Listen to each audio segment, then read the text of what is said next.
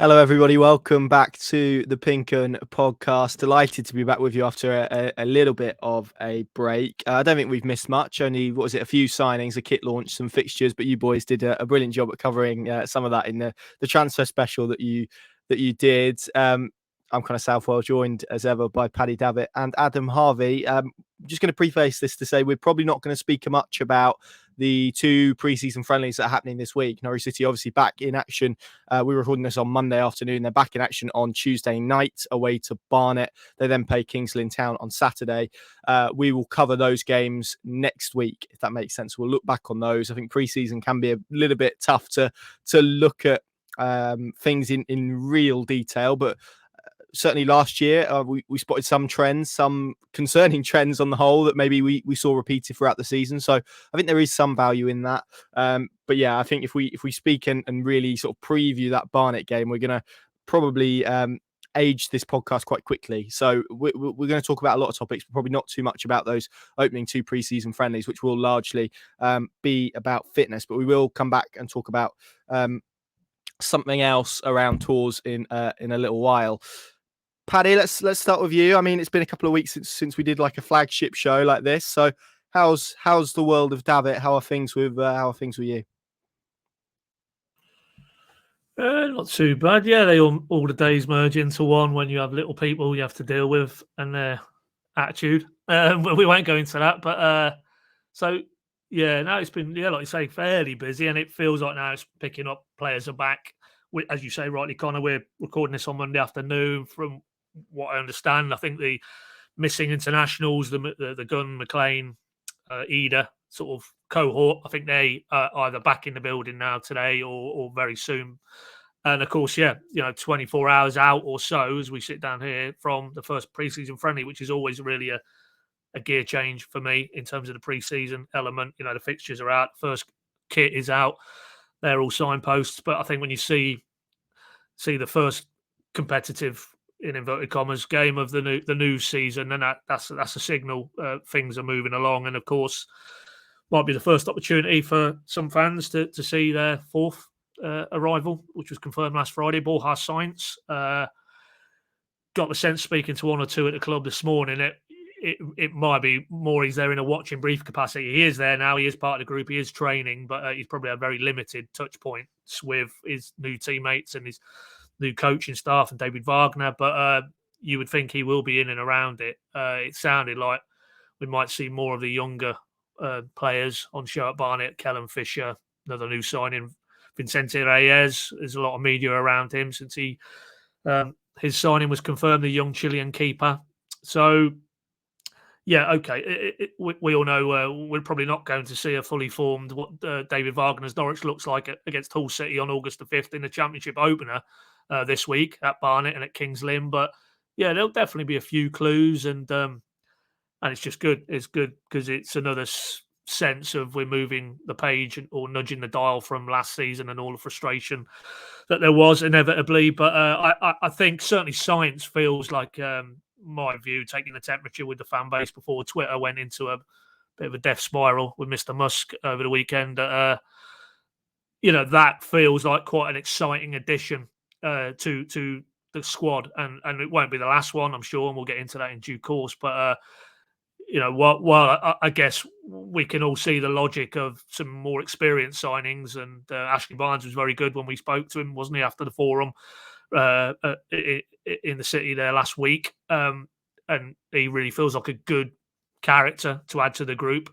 I think when you see younger talent like Sainz coming through the door, and with the potential that he's got, if Wagner and his coaching staff can unlock it, that does feel like a bit of a move forward and away from last season and all the frustration. So it's been good. Yeah, the sun has come out, hasn't it? And that's always nice. Makes you feel like a bit more like the summer. But not for you, Connor. I know you're not a worshipper for the sun. I probably should throw that back to you because you're actually first day back after 2 weeks. So what was the Southwell summer holiday looking like? It involved a nice trip to Legoland right at the start. So the start of last week had some brilliant goes in. I don't know if anyone's ever been in Duplo World. I highly recommend it. Basically had a day and a half there with my little lad who's free.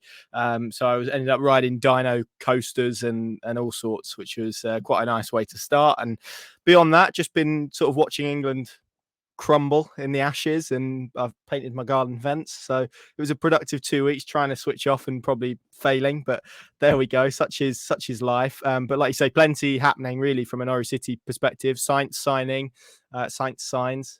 Yeah, we might go that Sainz signs. That sounds nice. Obviously, a new kit being released, which we'll discuss. Lots of really interesting stuff to keep an eye on. But yeah, I didn't do too much, but in a way, it was nice not to do too much, if that makes sense. I kept myself busy doing various bits and running and whatnot. So yeah, I'm glad to be back. I think I've got to that stage now where I was sort of itching a little bit and getting a bit bored. So that's good. Adam, let's come to you because you are about to go away. I mean, tell us where you're going at the weekend, because it's far more exciting than Legoland. Maybe not in my view, but certainly in other people's. Yeah, I've been building up to Silverstone F1 this weekend. So heading down Thursday, camping till Monday morning, there for the full weekend. So never been to the F1. So excited and looking forward to that. Been booked since sort of the back end of last year. So it's been a while coming, but I'm not camped actually for a lot of years. So it's going to be interesting, especially sort of in a farm field, but I'm sure I'm going to be busy sort of on the track most days. So yeah, really looking forward to that and a little bit of sport in action before the pre-season properly kicks in. Yeah, there we go. Let's hope Norwich City's pre-season is just as exhilarating. And just to go on from what Paddy said there, don't worry if you've had issues with Twitter. There'll definitely be no rate exceeded, hopefully, when it comes to this podcast. But we will cover all the main topics. Paddy, we've spoken about him a little bit, so let's talk about him some more. Borja Sainz, which I think is what we're going with, although that may change when he actually confirms it himself. Like you say, a really different signing to the first three that we've seen at Norwich City. Ashley Barnes, who of course feels like he's been in the building for a fair while, but still yet to play a game for Norwich City. So we could potentially get a first look at him against Barnet on Tuesday night. But really different profile, this Spanish winger, 22, playing in Turkey, really good background in Spain, had a lot of La Liga minutes at a very early age.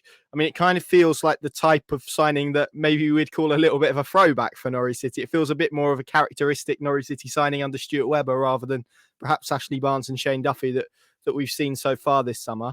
What do you make of him, and what do you make to the reaction of him? Because it's that type of signing with the intrigue and maybe mystery around it that creates a hell of a lot of excitement in a transfer window. Yeah, it does.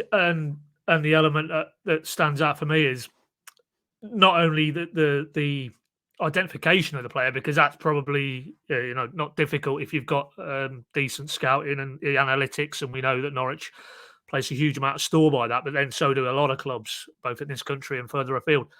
I think it's just the astuteness that, particularly with the financial situation, as we all know, is challenging. The fact that they were on top of it, that guy had a clause in his contract should his previous club just unswore get relegated, that there was an option for him to exercise that clause, which he did last week, and Norwich pick him up for a free transfer. Now, reportedly, he moved from Spain to Turkey last summer for €2 million.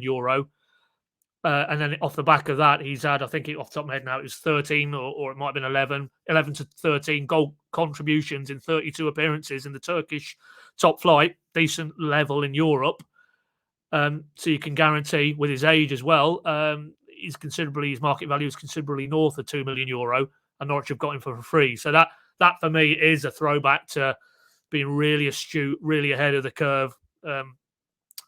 Of course, he now has to deliver on the pitch, as they all do, but it feels like quite a front foot, trying to nip in and maybe get him ahead of. I'm sure there was plenty of other interest, and he said himself, as they all tend to do now when they walk through the door at Colney, the facilities are off the dial. As good as he's seen. I think, to paraphrase him when he did his club interview. So I think the battle really for Norwich is to get these players to Colney, show them around, and then sell them the vision. And whether you're Ashley Barnes at the other end of his career or Borja Sainz, it feels like Wagner and Webber have been quite persuasive salesmen so far this summer. And there is. I mean, it's hard to escape kind of the feeling of, and I'm not bracketing him as the same type of player because he clearly isn't. But a Buendia style impact. Could this guy come in and really rip up the championship? And if he does, then you'd like to think, as a result of that, Norwich are certainly in the conversation for the top six. I think the last one we recorded with Sam Seaman, I mean, he was very negative in terms of where he thought Norwich could finish this coming season. I think he said 15th would be his prediction. I mean, I was a bit more positive, but still in the 6 to 10 bracket with the caveat, let's see where the business goes from here. And that was pre-Sainz. I think if they continue in that vein between now and the end of the summer, which is obviously fascinating now, that maybe the next phase of the business is dictated by outs, and that might generate some funds that they can actually go and pay transfer fees, and then dependent then on maybe what they recoup in sales is where they could pitch their sort of ambition in terms of the player they could attract from here on in. But if they follow on in the same fashion to a Sainz, then I think you do start to maybe raise the bar in terms of expectation levels and what they can realistically compete for, while still, obviously, we know, you see the business Leicester are doing. I'm sure Leeds, when a certain German takes over there in the coming days, and also Southampton with Russell Martin, they will be active in what remains of the window. And, there's no doubt whatever Norwich do between now and the end of the transfer window, it's still going to be a very difficult season ahead because of the depth, I think, of quality of clubs in the division they're competing with this season round. But yeah, and then the only other thing I'd say with Sainz is it's abundantly clear to me now that area of that team is absolutely fundamental to how David Wagner wants to build something here at Norwich, because he did it before. You look at the Huddersfield team that he came through this division and then established them for a season or two in the Premier League. It was very much dynamic players in wide areas, good on the transition, good on the counter, high pressing type players. I'm thinking of Kachunga, Izzy Brown, who they had from Chelsea on loan at that point. They had Naki Wells as well, very mobile types of attacking options for me. And I think that's the template he wants for Norwich, because that's what's brought him success in England before. And if that is the case, yes, of course, you need the Barnes, the Eder, the Sargent focal point. But I think it is pretty intrinsic in the David Wagner philosophy that you have those wider options who are not, to reiterate, not a clever finding holes and threading balls a la Buendia, maybe even Nunes, maybe even Liam Gibbs, those type of players. But then he's got that type of player. I think the profile he's missing, certainly at the quality threshold that he deems is necessary, Sainz is the first step. I think they'll try and do another wide player. I'm not sure he's convinced by Jolis or Poiheta.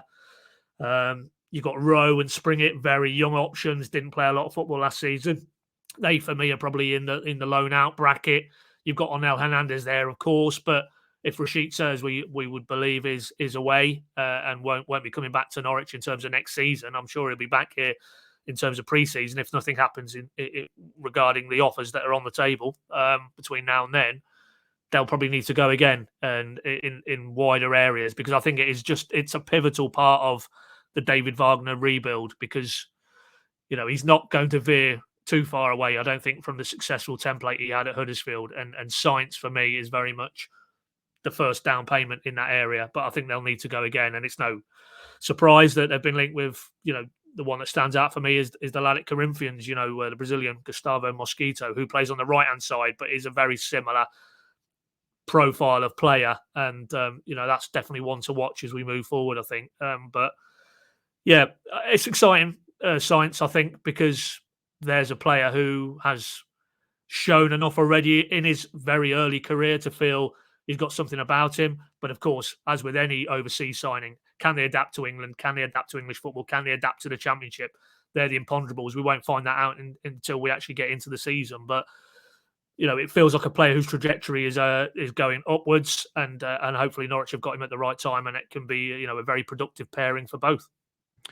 Yeah, he's the first one this window that I think I've really looked at, and you kind of look at statistics and clips and you listen to what he said, and he described himself as a very vertical player. All of those characteristics there that you spoke about: intense, willing to press, scored a lot of his goals from kind of ball recovery situations.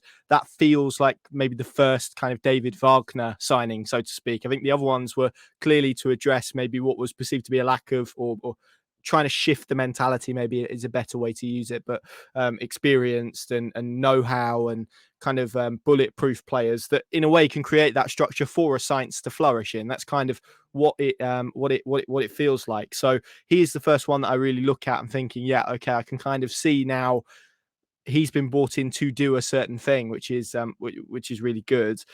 And I don't know what we have seen throughout Norwich City's transfer window, certainly from their senior edition so far. I don't know if it's a new kind of scouting policy that they've got. Is a lot of tattoos amongst Norwich City's new signing. Borja Sainz is very much inked up, along with Ashley Barnes, who is Shane Duffy, who is. Is this the secret? Is it tattoos that's gonna get Norwich City back to the Premier League?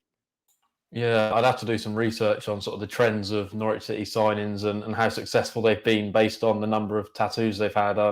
Matthias Norman's probably the one that sticks in my head in terms of a player that's had a lot of tattoos and maybe had a really fruitful spell at the start and then dipped. But hopefully for Borja Sainz, that's not the case. He looks an exciting player on paper, as you kind of alluded to. And I mean, anyone can go back and find my chat with the Turkish football expert. And he was kind of speaking about the creativity. And he's a player who probably should be going, well, for sort of a transfer fee for the Turkish side, but due to financial issues in Turkey and sort of the clubs over there maybe being forced to sell players, Norwich have picked him up on a free, and it looks like a pretty astute piece of business that could pay high rewards if they manage to sort of get a player out of him who, can hopefully propel them in the Championship. But certainly, given the age bracket he's in, he's definitely got a sell-on fee in the future if he succeeds and Norwich maybe don't hit the levels that maybe match his career trajectory. So really excited to see him in a yellow and green shirt and what he can provide, because certainly on paper he looks like a really good bit of business.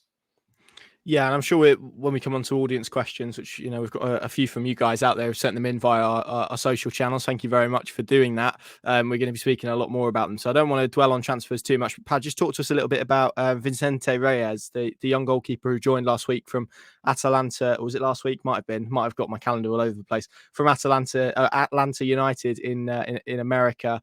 There's been a lot of media done by him, around him. I mean, he seems very highly rated. 19 years of age.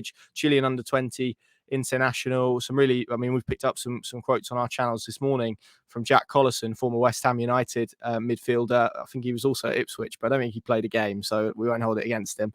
He coached him at Atlanta in their kind of second team that play in the USL Championship, and spoke about how much he's developed and how much of a modern goalkeeper he is. I mean, there seems to be a real hype and real buzz around this young lad. Yeah, it certainly is. Yeah, was he 19? He's definitely got the PR machine going, that's for sure. Which, again, we'll see. He has to deliver on the pitch. But reading between the lines, there's no doubt that there were clubs in Europe who were interested. And again, as we've just discussed with Sainz, Norwich, it feels like have been quite astute and quite perceptive and built the networks they need to build with the various individuals that can progress these types of interest into firm, tangible. Here he is coming over, and he's a Norwich player. So, but he is 19. He hadn't made one senior appearance in the MLS, the senior level in US football. He was on the bench, I think, for Atlanta. So there's probably words of caution. Yes, from Collison's perspective, from one or two of the bits of media that come out from the Chile end, they feel that there's potential there. And apparently, there's a very good crop. I think Sam spoke to a young, albeit on Stuart Webber's radar, data analytics person who was very effusive in terms of there's a crop at under 20 level in Chile who they are very highly regarded, and he was the keeper in the South American Championships at that level earlier in the year. So again, to a lesser extent than Sainz, because he hasn't really embarked on his senior career. But what I like is that, from his own quotes, and he's, as I say, he might be one we see at Barnet tomorrow night. He feels he's going to come in and he could put down a marker in pre-season. And you look at it, with Michael McGovern now departing, there might just be, a window of opportunity for a Reyes or a Mayer or, even maybe Dan Barden, McCracken to get that third slot. And of course, the EFL announced, didn't they, last week that I think it's going to go up to 9 places on the benches next season. Substitutes benches of 9. They're going to need a third keeper as well as Gunn and Krul, you would think. And it would seem strange if they went out and having let McGovern go, went out and brought in an older player just to bench warm. So there may well be a little battle within a battle there amongst that younger cohort of keepers just to at least start the season in and around the first team mix. And then you never know. As Barden 2-3 seasons ago got his opportunity, injuries to 2 senior keepers, and suddenly he's thrust into the spotlight. So stranger things can happen.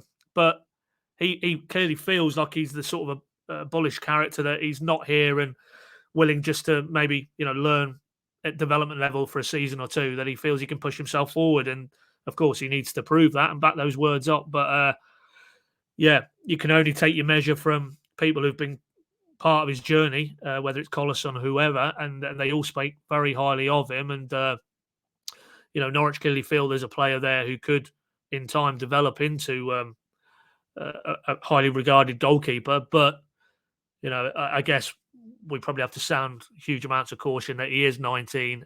This is his first foray into Europe, and he has no senior career to speak of the other side of the pond. So,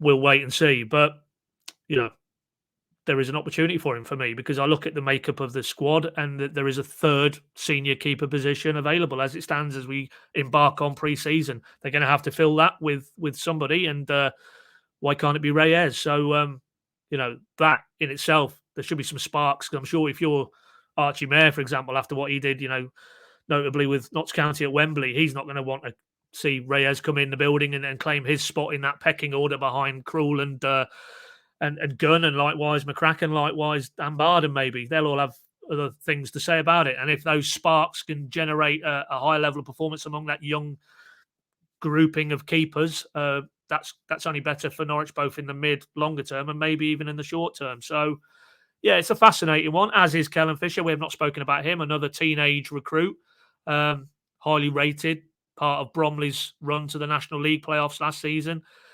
Those deals feel Norwich being quite astute and again, trying to sort of nip in and pinch, in inverted commas, players from under the noses of maybe clubs who are maybe have a higher or regarded to be higher up the football food chain right now. But, a lot has been made about Norwich's poor recruitment in recent times, notably the summer before the last Premier League tilt. And Stuart Webber, I don't think, when he did his round of post-season interviews, could really have too much comeback on that. It hasn't been fit for purpose. Too much money has been wasted, certainly in terms of improving the squads for going into the Premier League or even going back into the Championship. But in a Reyes, in a Sainz, even maybe in a Fisher, maybe they've learned some of the lessons of where it's gone wrong in recent windows, and they're trying to put it right. But of course, time will tell, won't it? As with all of these things, it's a long way yet till you get into the meat of the Championship season, and it's Saturday, Tuesday, and points hard to come by, and then questions are getting asked again about the poor recruitment. So, I think we need to be a little bit circumspect at this stage, but you can only go on what you hear about this guy from informed people in the game, and they all say, yes, potentially that could be a very good signing. Yeah, and goalkeepers tend to peak a little bit later as well, don't they? Naturally, I think we tend to see late 20s, possibly even into 30s. That's when you really see a goalkeeper develop. I would expect Archie Mayer to leave the club again on loan.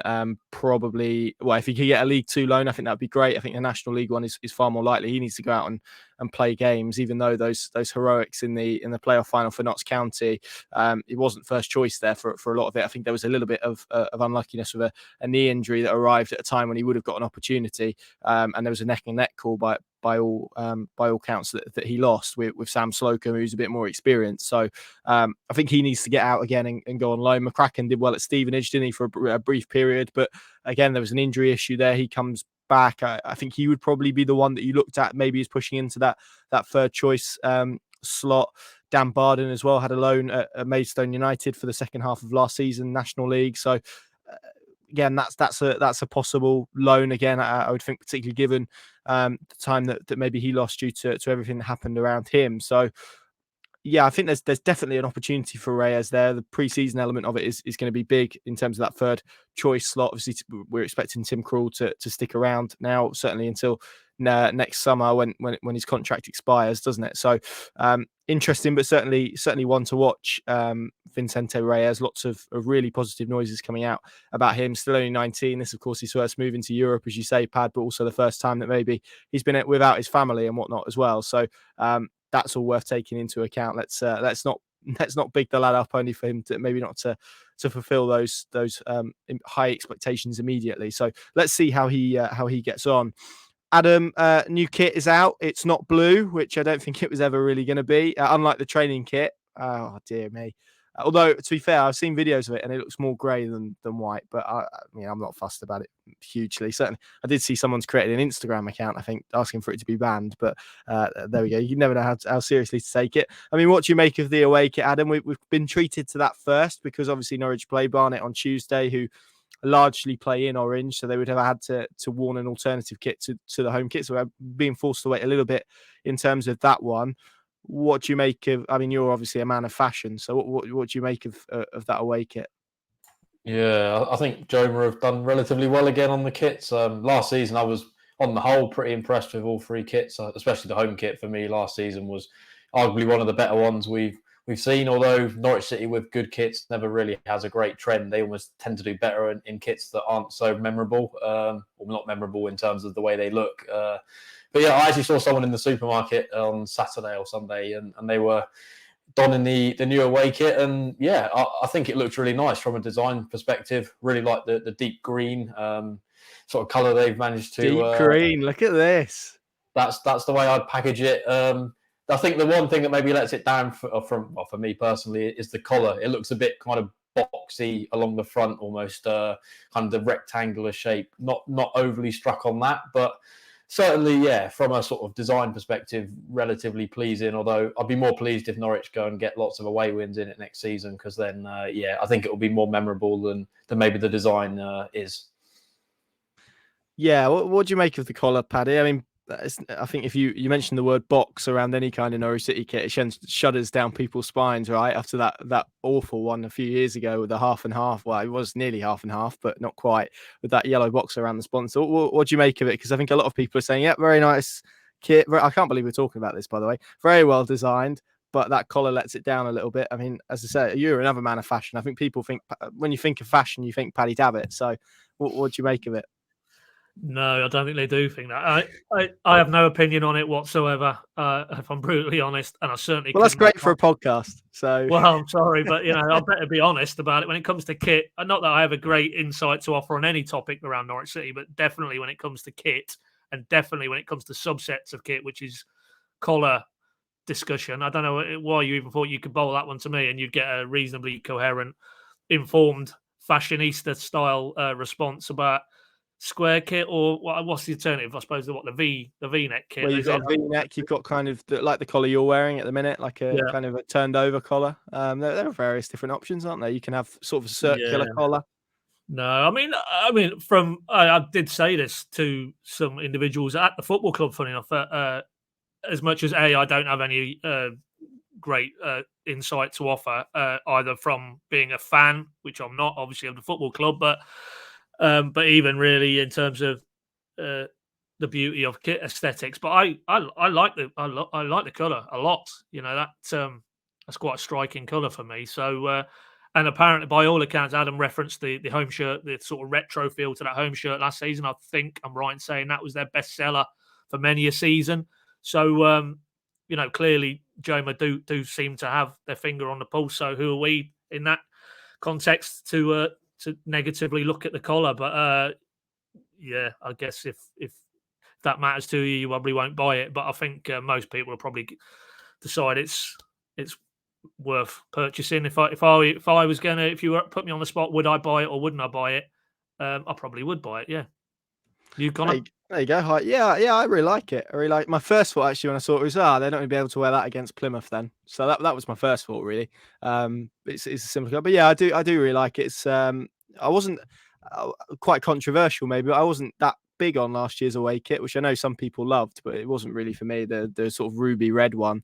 I think this is a massive upgrade on that. And let's see what the home kit's like. I mean, I think you would probably, I can't believe we're spending time talking about this really, but we are. So there we go. I can see a modern home kit this year, something a bit funky. Let's see what we get. That's just an opinion, but let's see what we get.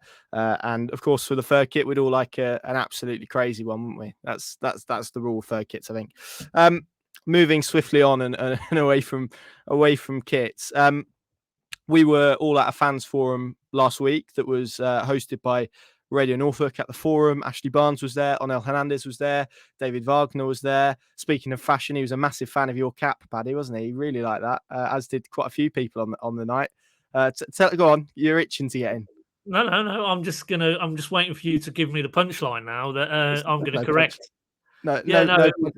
But I did always have him down as a man of fashion, so it makes sense, I suppose, doesn't it? But I mean, it was basically anybody who's bothered. It was a Dallas Cowboys hat. My wife was in Dallas recently on a work trip, so she brought me that back. And I guess with his, I was trying to work out, is it what's the American side of his family? Is his mother? But he's obviously played for America. Isn't it a stepfather?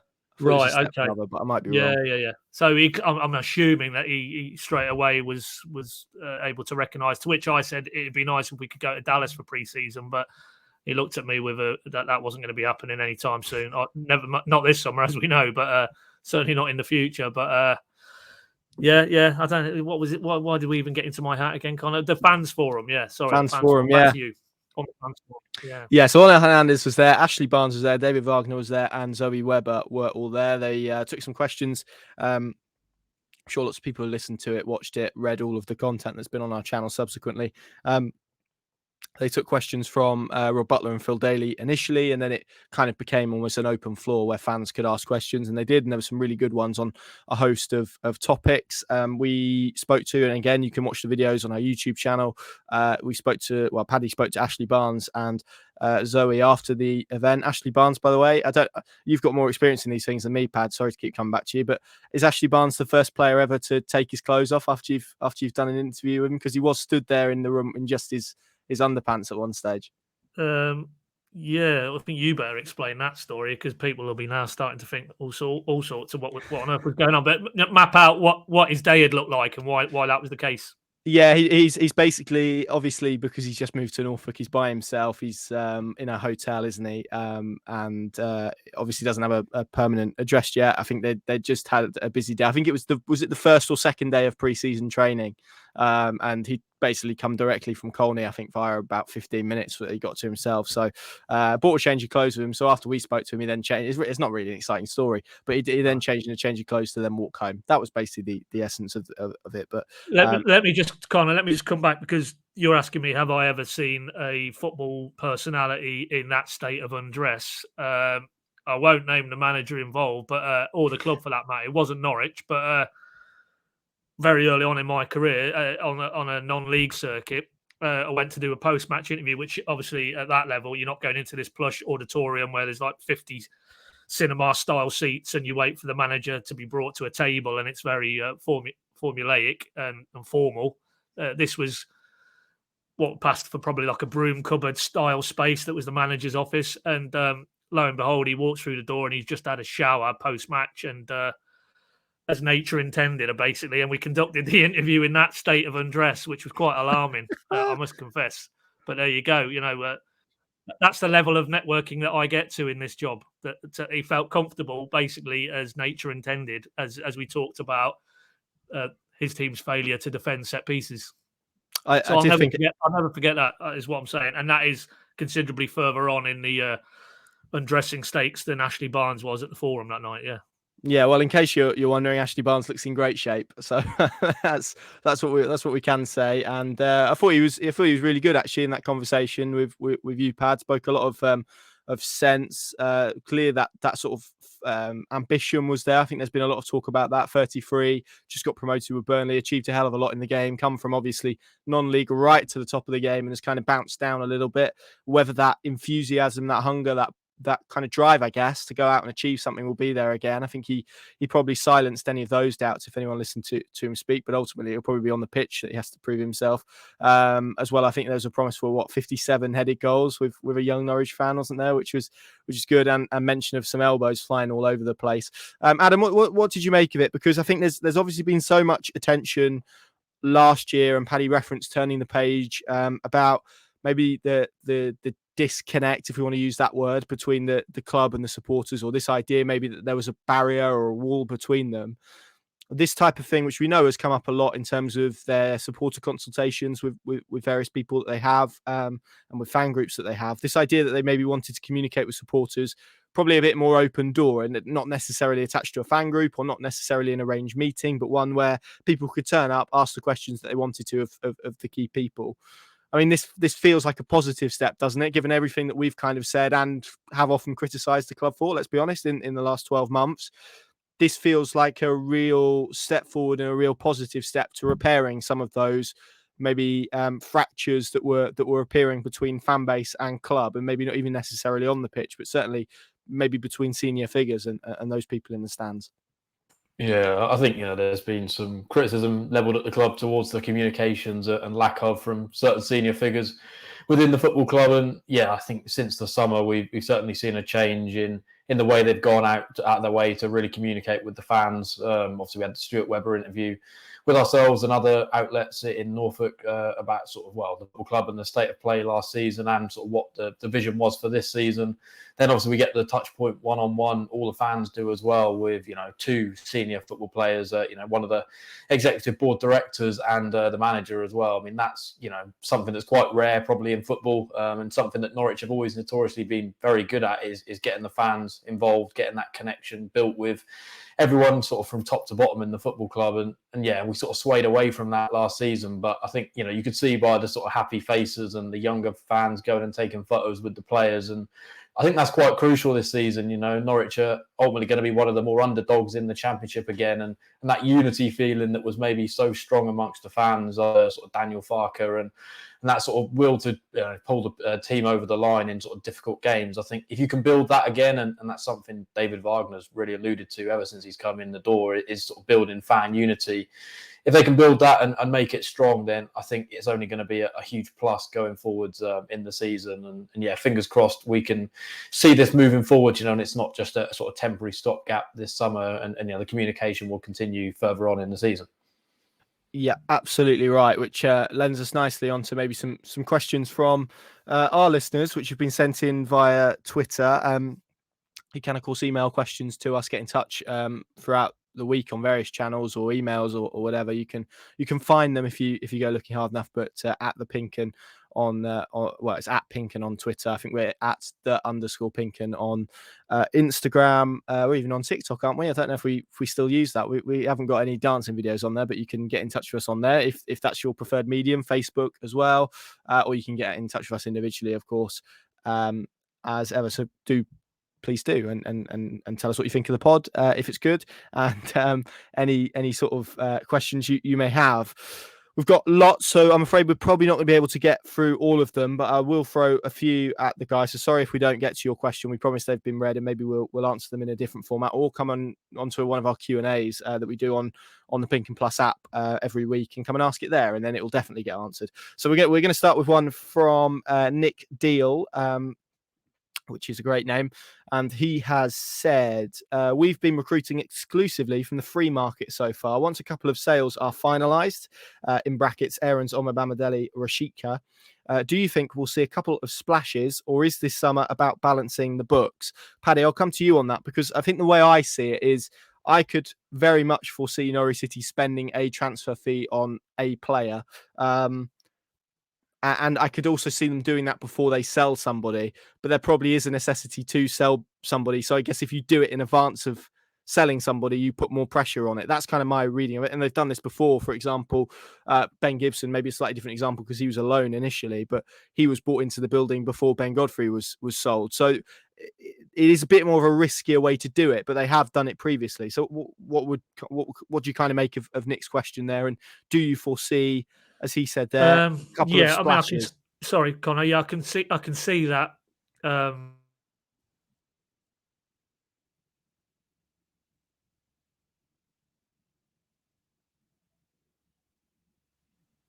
Have we lost Paddy? I can hear you now, Connor. Sorry, yeah. Oh, I thought there you we go. finished Go your on. question. Yeah, you can hear me Sorry. now, yeah? Yes, I've got you. Yeah, go for it. Okay. I can see both those scenarios in terms of they do the business ahead of departures.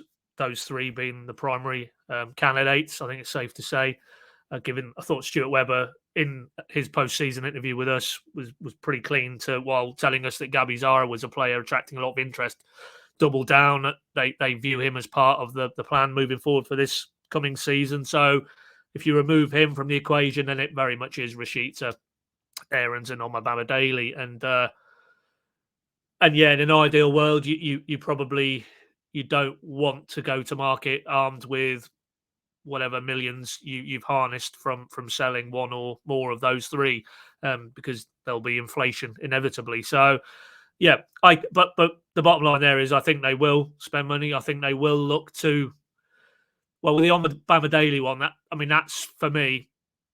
He goes, they bring in a centre back. I don't see how you can go into this season coming with Grant Hanley, who's not available until probably 24 at the earliest next year. So you're leaving yourself then with Gibson, and then you probably, obviously, Duffy comes into the equation there, doesn't he? But below that, Tompkinson and Warner, and much as we talked a little bit earlier about younger players probably needing loan football rather than certainly development football or just sitting on an expanded bench in the Championship next season. I think those two fall into that category. Tompkinson obviously had a little taste of it at Stevenage. They're highly thought of. Warner. So I think they will have to do another centre-back. And I think they would have to pay money for that. For me, I think the other area, and we touched on it earlier, I think they'll look at wide areas. I think they'll want to do another one there. And although, the Mosquito one, for example, there's a path to getting him in on a pre-contract, but of course that would be maybe with a view to January window onwards. And if you want him in the building now, you may need to, put some money down to bring that deal forward. That's just hypothetical, but clearly he's a player who would be on their radar given their well-established scouting links now in South America, and B, because I think he fits the profile as we discussed earlier. So. Yeah, I think in those two areas, they will be looking to make additions for me. But of course, the flip side is Omar Daly doesn't go, and it's by no means a given that he will do. I know there was that offer that they turned down in January for him from an overseas club, which was north of what they got for Ben Godfrey, as Stuart Webber told us. But there's no guarantee between now and the end of this summer window that transpires that he's gone. So if he doesn't, then I think there's a fluidity to this now in terms of where they go from here. As we've discussed already, there was certainly those first three senior signings maybe ticked boxes in terms of the character and the mentality that David Wagner felt wasn't in this group to the degree it needed to be in. I think Sainz is the first example of maybe adding what he wants in terms of the top end of the pitch. I think they'll look to do another one in that area. And then, as I say, I think the central defensive position is probably dependent on Mabama Daly. Max Aarons goes. You look at it now, they've brought in Stacey. Barley Mumba's come back into the mix. I know he was playing more left-hand side for Plymouth, but he could do a job there.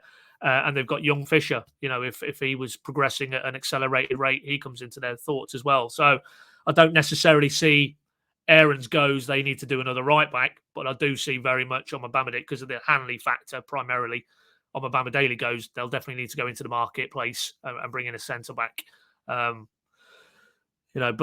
as with all these things, there's been a little bits and pieces around your new list, and does he go? Is it the right time? He goes, then of course they'll need to do something in the left back position. But right here, right now, I think you're probably looking at maybe two more areas that they would like to strengthen, and to do that, I think they would like to be able to bring in a grade of player that probably is going to need them to spend money. So I'm pretty sure if they were going to do any more free transfers, they'd have probably done that by now because the nature of the free transfers, you see it, Kieran Dowell going out the building, the three that they've brought in, four if you include Sainz, those deals would be getting done now because there's no value for David Wagner in bringing in a free transfer 2/3 of the way into pre-season when he could have the opportunity to bed him into his thoughts now. So it feels to me maybe we're at the end of the free transfer cycle in terms of Norwich's recruitment. So from here, we move on to maybe transfer fees. And, on that point, going back to the fans forum when we spoke to Zoe after the formal fans forum, put that directly to her in terms of marrying the financial considerations. And we all know that the last set of published accounts, they've borrowed against future earnings. So, the situation is pretty clear that they don't have huge amounts of funds to play with. But on the other side of that, of course, they want to improve David Wagner's squad. So she was adamant that it isn't about ending this window with a net transfer surplus in terms of more generated in funds from sales than it is bringing in players. But, you'd be naive to think that isn't a consideration, because they need to be mindful of the financial position that they're in as a club, particularly going into a season where, at the end of that's the end of the parachute money, although we know that they've probably already spent the parachute money. But in terms of the budgeting cycle of that, it's imperative that they have a really good go this season. So I think all being equal, of course, there's the Maddison sell-on, but we're talking 2 to 3 million there. That's not a huge sum in terms of what that would allow them to do in terms of bringing in 2 or 3 new players. So I think it will be certainly Rashica. I mean, I know there was a bit of confusion at the weekend. He's done some media in Turkey, and 1 or 2 City fans I saw in social media jumped on 1 or 2 of his quotes as he's coming back to Norwich and he's part of the plans. That isn't the case. He won't be part of the plans. He'll be coming back to Norwich because, and as we said earlier in the pod, until a deal is signed, sealed and delivered, and he's, whether it's Galatasaray, whether it's Bundesliga, whether it's apparently Premier League, who have shown interest, he is a Norwich player. And so, of course, he would have to come back. Like the other internationals, he would have had an extended period, because I think the Turkish season, as it was told to me earlier today, that finished later than the domestic season in his country. Then he went off and played for Kosovo. So I think it'll be a little while longer yet that you'll see him back in the fold at Colney. But don't take that as a signal that he's then part of David Wagner's championship plans. That isn't the case. Very much expected he moves on, and that will generate funds. And I'm seeing everything from €6 million upwards. Galatasaray clearly wants him to go back there, but that's not the only show in town, and Norwich will hope to get a little bit of an auction going. And if they do, then you may conceivably be able to drive a harder bargain. So he's the first one you would think off the rank. But of course, we all know Max Aaron's situation, and then it looks like it's been set up for him to exit the building this summer. Fulham, prior to the European Championships at 21s level, linked 10 million, the figure. That to me sounds about right in terms of finances around him for a player who's now approaching 12 months out from the end of his Norwich contract. So, if you're getting 6 to 7 million euro, we'll say, from Rashica, you've got 2 or 3 million banked from Maddison, you could get 10 million from Aarons and maybe double that from Omabama Daly. You could start to see that there is significant funds that Stuart Webber could go into the marketplace and be competitive, while still, we're still talking championship grade players in terms of the financial package that they could offer. And you can be sure that if they were looking at players that are Southampton or a Leeds or a Leicester are going forward, then they've got no chance on the financials of bringing those type of players in. So again, as we've discussed all the way through this podcast, they're going to have to, even armed with some transfer funds, they're still going to have to be very creative and very clever in who they target and who they try and bring in from here to the end of the window. Yeah, absolutely. I think that phase for free transfers now is probably gone, isn't it? Because all the best ones start of July, their contracts are out there, they're signed by and large, they're signed. So I think you probably expect it now to shift on to those permanent additions. I agree with you. I could see them spending money at centre back for sure. I could see them spending a little bit of money in wide areas, although I think a loan option in that area might also be on the table. So that's another one to watch out for. So I could very much see them doing that. And I think that's the next stage. But of course, the nature of those deals is they tend to take a little bit longer than a free transfer, because obviously there's more bodies around the table, so to speak, aren't there, to thrash out that kind of deal. And with Sainz, they would have got him in earlier. It was a case of a window where his release clause could be activated. So again, some of these things are thought out, and I'm sure they're well down the line with stuff as we enter the start of July. Transfer window has another 2 months to run. Pretty much, it's early September that it runs out. And those bigger deals, the ones that you speak of, Omabama and Aarons, we're probably looking at in particular. I don't think Rashica left Norwich on loan last year until September, did he? So I think the Turkish window goes on a little bit longer. So they could even have to wait until mid-September for that point. Max Aarons, of course, at the moment is away with England under 21s. So by nature of that, nothing's going to get sorted until he's resolved or his kind of camp is done there. So they probably are going to have to be a little bit more patient on departures.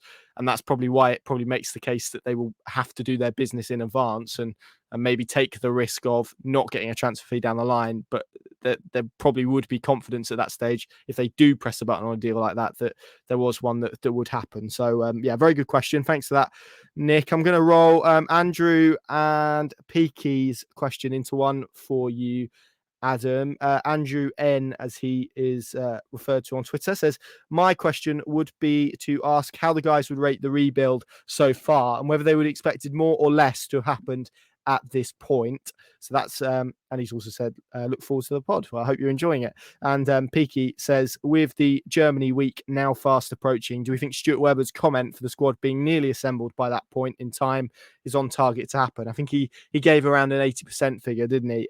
Which of course we won't know until they've concluded their business, but it's a bit movable anyway because of what we just spoke about around departures. So what would you say to those two questions, Adam?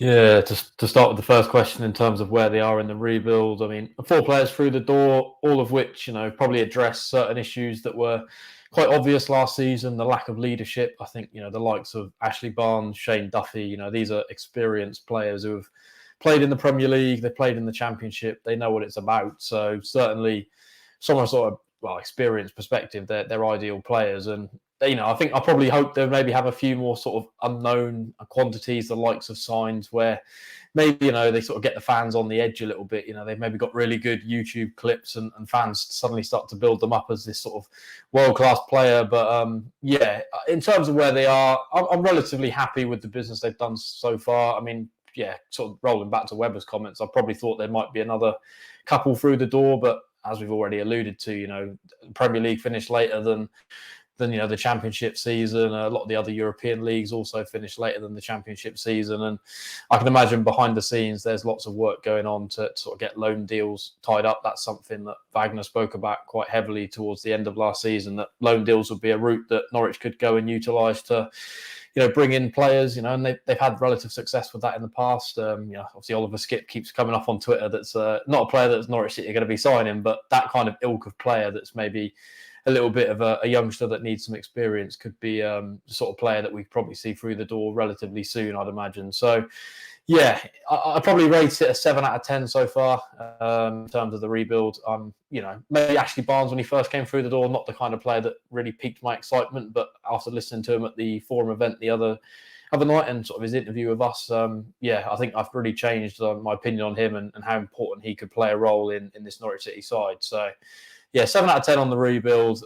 In terms of Webber's comments, I think, it's just the way the transfer market is. It's difficult to really pinpoint a timescale, I think, on where business can be done and how quickly it can be done because of, the fluid nature of football and transfers. So I'd expect there to be a lot more through the door in the next couple of weeks.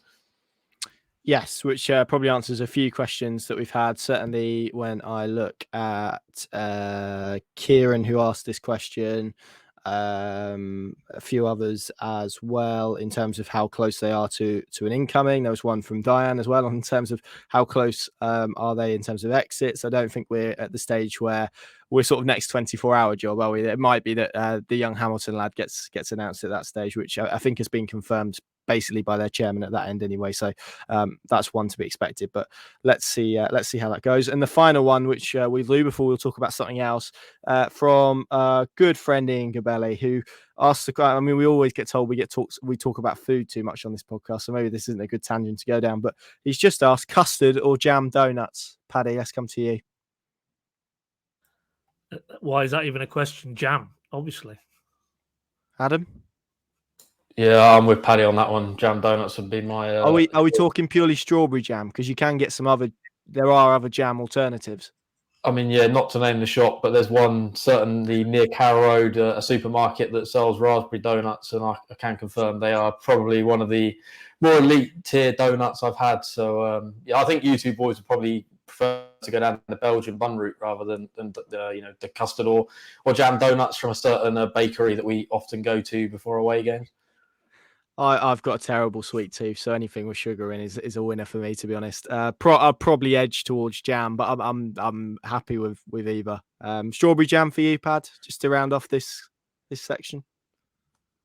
I can roll with jam in any form or any fruit, yeah. But I suppose strawberry, raspberry. I wouldn't like to lock myself in when it comes to the jam. Quite samey, aren't they? Quite samey. Yeah, basically, yeah. Yeah, there we go. We talked too much about food, so let's move swiftly on.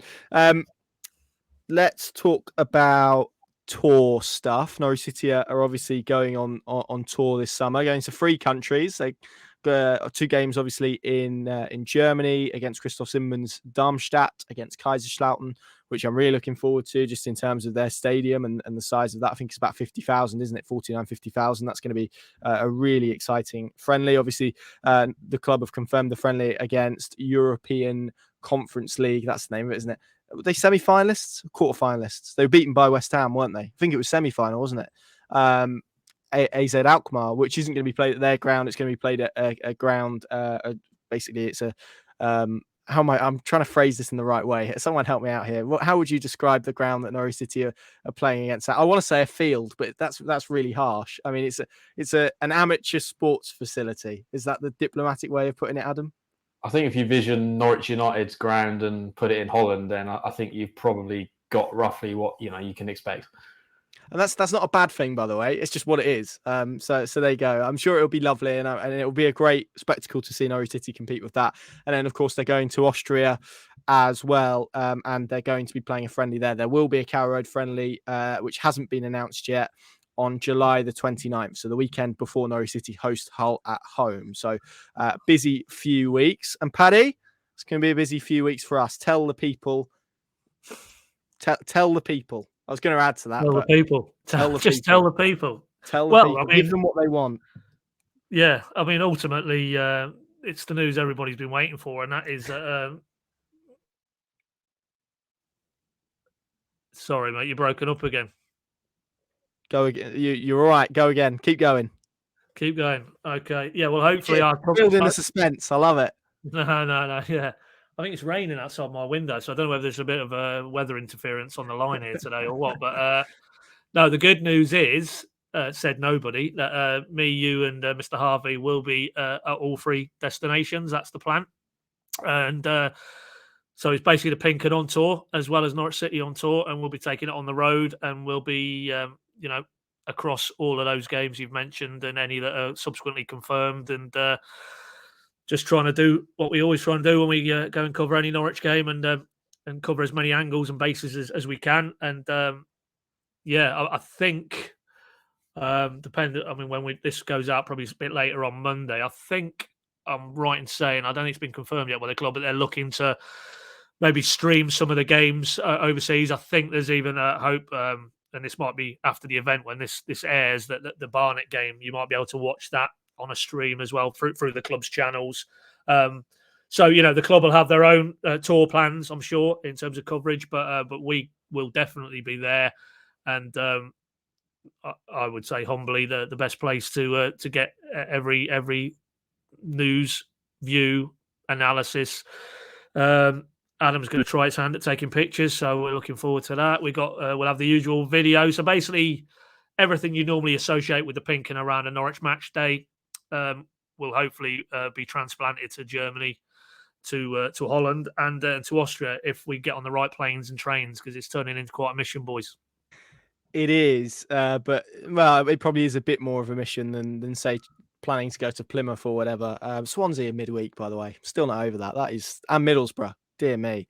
There we go. But that's a different point. I mean, Adam, you are cultured. I mean, you've visited plenty. I don't know how many countries have you visited. That seems a nice point. I'll put you really on the spot there.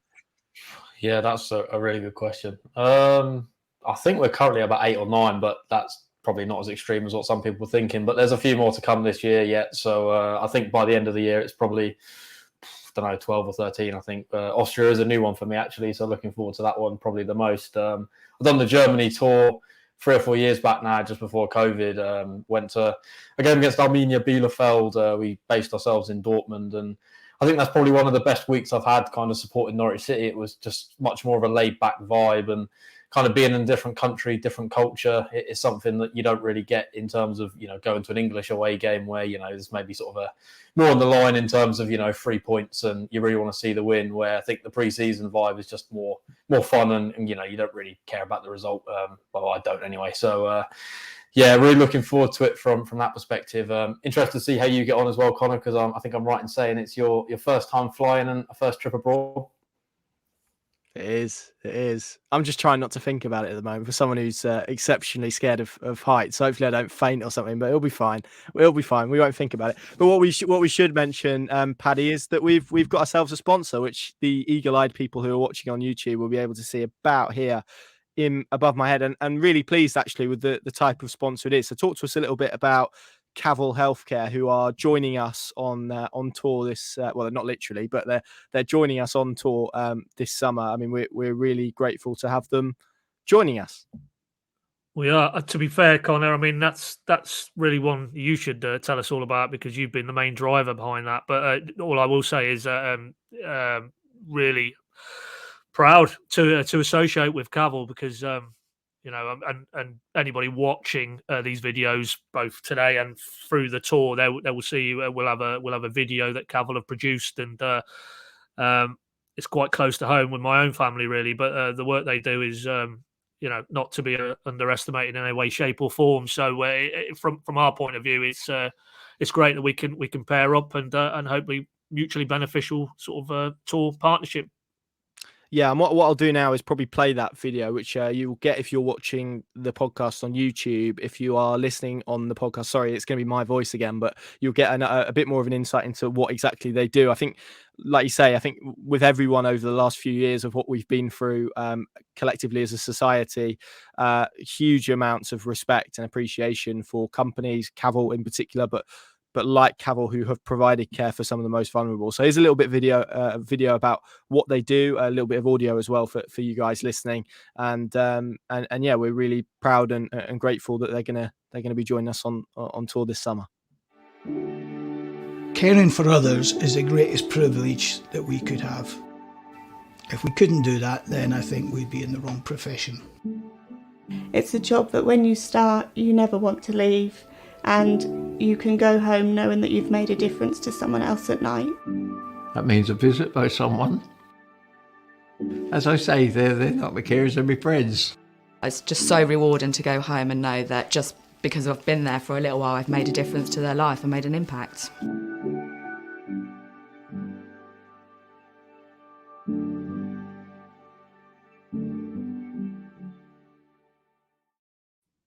So there you go. That's Carrow Healthcare. Some brilliant jobs that they do, and worth saying as well. They've got some jobs in Norfolk, all around Norfolk. If you're looking to get into care, looking for a career change, looking to get into that particular profession, I know firsthand what a brilliant job they do. So it's well worth checking them out. We will link all of their various social medias, and you saw a little link for their website at the end of that video, which is www.carrowhealthcare.com. So go and look over there for all of that good stuff. I think that wraps us up, gents. Unless anyone else has got anything to mention, that seems like a nice place to wrap it up. We'll of course be at Barnet, at Kings Lynn, and in Germany, Holland, Austria, and any subsequent friendlies that get announced between now and the next time that we record. We'll be across it all this summer as we build up to the new championship campaign, which of course starts in the beginning of August against Hull City at Carrow Road. Can't wait for it. It's going to be fascinating. Thank you very much for listening. Thank you very much for watching. Do be nice. Do leave some lovely reviews and comments and likes and shares and subscribes and all of that good stuff. PinkUn.com, the place to go. Still going with the PinkUn Plus app. You can take a free trial out on that now, which again, brilliant time to do so just ahead of the new season. So go and check that out. As I say, you can do that on our website, or you can download it from whatever your app store is. I think that's all of the boxes ticked. Thank you very much for listening. Enjoy Barnet. Hopefully see some of you at Barnet and Kings Lynn, and we'll see you again very, very soon. Thanks for watching.